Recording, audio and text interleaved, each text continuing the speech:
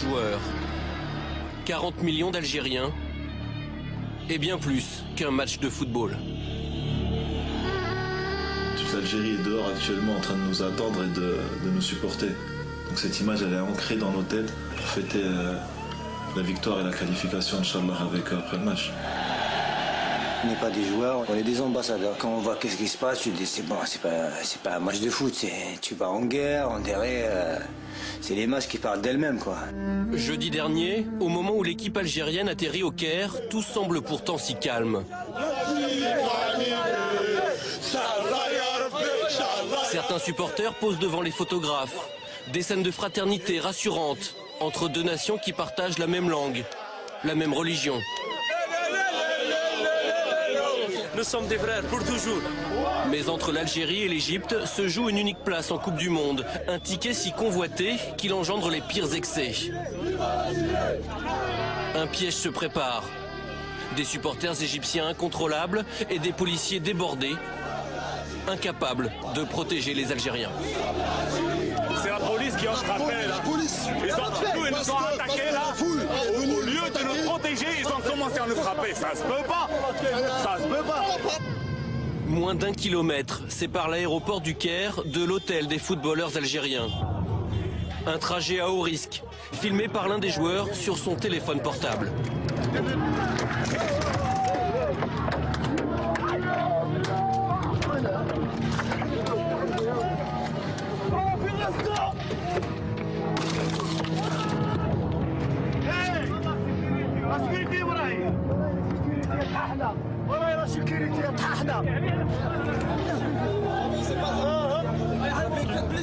Qu'est-ce qui s'est passé, Majid? Qu'est-ce qui s'est passé? Comment imaginer que ces hommes ensanglantés qui descendent de leur bus ne sont venus jouer qu'un match de football? 4 joueurs blessés. Et sur le coup, la colère qui monte.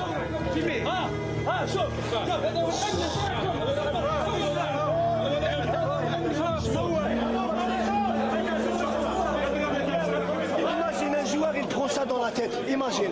C'est ça le football. C'est ça le football. J'ai vu la pierre qui est venue.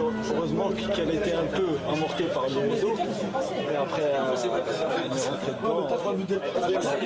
Je me suis caché. Comme tous les autres, ça venait de partout. Il y a un morceau d'air qui a pénétré à l'intérieur de la plaie.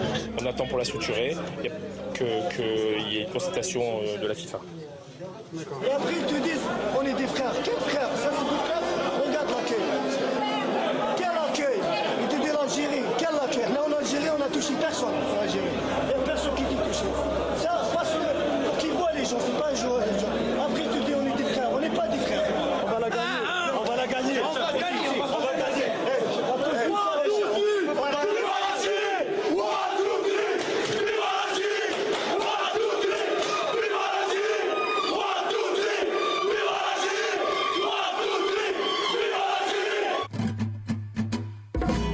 En direct du CHU d'Égypte. Doki, est-ce que vous pouvez nous parler de la blessure de certains joueurs? La vôtre d'abord. Elle est centrale au niveau du cerveau. Il faut commencer par elle. Le lendemain, dans l'intimité de l'hôtel, plus personne ne peut approcher. Ni supporters, ni journalistes. Notre caméra est la seule acceptée. Loin du tumulte, les plaies ont été soignées. Les esprits se sont apaisés. Je suis en train de me remonter le moral. J'ai failli pleurer hier, mais ça va là. Non, alhamdoulilah, tout se passe bien. Impeccable. Même avec un bras, au moins, on va jouer. On aura plus de courage.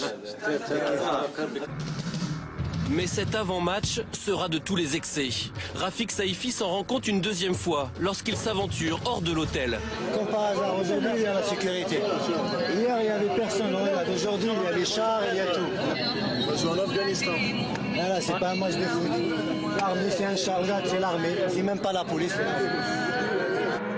Plus d'1 heure et quart pour enfin atteindre l'immense stade du Caire et s'entraîner. Fais-la sortir, voilà. Le soir venu, nouveau souci, ce bruit de klaxon incessant.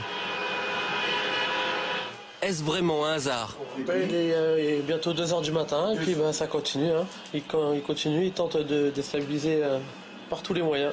C'est pas très beau, c'est pas très sport, mais bon. La vérité, elle se passera demain sur le terrain. Bonne nuit, on va aller se coucher. Ils ont arrêté de klaxonner. Tard dans la nuit, Antar Yahya, l'ancien joueur de Bastia, est presque au bout de ses surprises. Sûrement, un Égyptien, il a dû prendre ma carte, il a des maniaques. Si devant la porte. J'étais mauvaise langue, pardon. Jour de match. Malgré les incidents, la Fédération internationale a décidé de maintenir la rencontre. Alors, peu importe les polémiques. Ah mais chez nous, il peut se passer n'importe quoi, il y aura toujours une bonne ambiance, ça sera toujours détendu. On est plus fort qu'eux, et c'est pour ça qu'ils ont commencé à nous créer des histoires. On savait qu'ils allaient nous faire tous les moyens pour nous déstabiliser. Vous êtes l'exemple, c'est l'Algérie qui joue. Et on doit donner un très bon exemple dans le comportement. Tout le monde. Y compris moi, parce que la dernière fois je me suis énervé. On va aller au match.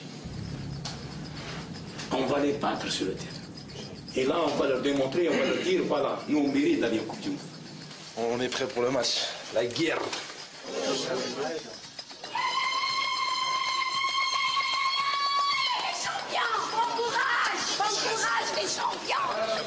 Partout à Alger, partout dans le pays, des places de village au restaurant, un peuple espère.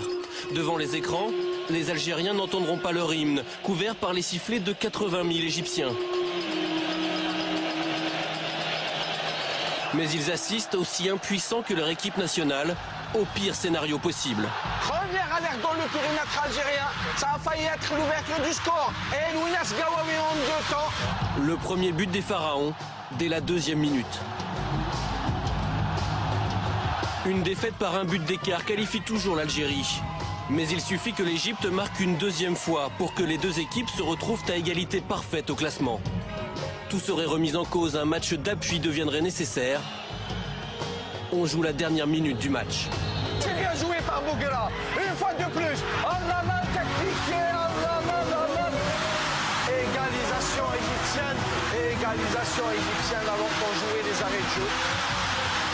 Ainsi est fait le football.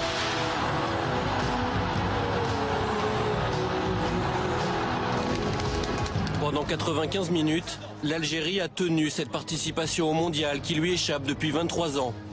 Puis le piège s'est refermé. On jouait comme des invalides de guerre, mais qui ont tenu leur rôle. Il faut vraiment les féliciter, ces garçons. On est fiers d'eux. Tard dans la soirée, dernier remerciement aux supporters venus les encourager. Une minute du bonheur.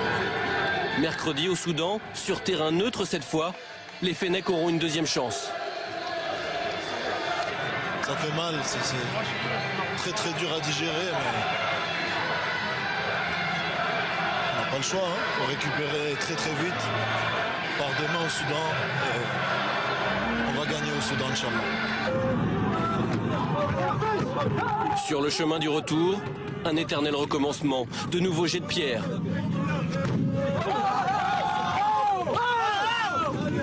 Mais cette fois du fond du bus, malgré la tristesse, malgré la colère, s'élèvent quelques chants, comme une réponse aux attaques, comme un signe de plus que l'Algérie n'a pas renoncé.